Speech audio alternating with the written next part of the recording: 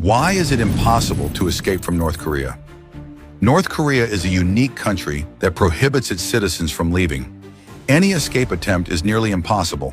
If caught, you will certainly be executed, and not only that, but your family will also suffer consequences. Despite the strict regulations, thousands of people attempt to flee each year in search of a new life. The most obvious route is heading south toward South Korea. However, the border between the two countries is the most heavily guarded in the world, with tens of thousands of soldiers patrolling the area. Additionally, landmines are scattered throughout the border, and one wrong step could result in an explosion. Some people choose another way, traveling by boat or swimming to South Korea. This area, however, is also heavily patrolled, so a few opt for a 1,000-kilometer journey to Japan, hoping to be deported to South Korea. Many also attempt to cross through China and Russia to reach Mongolia. However, if caught by China or Russia, they will be deported back to North Korea. Those lucky enough to reach Mongolia will be deported to South Korea. What would happen if the United States disappeared?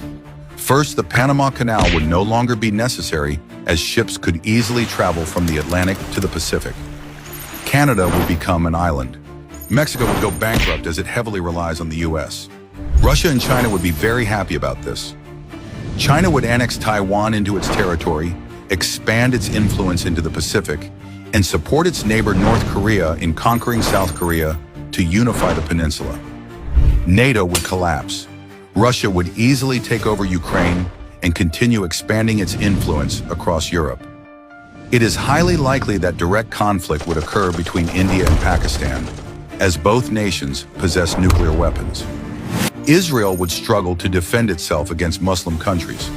They might lose their territory to Palestine. Egypt would regain control of the Suez Canal. Iran and Turkey would increase their military power to dominate the Middle East.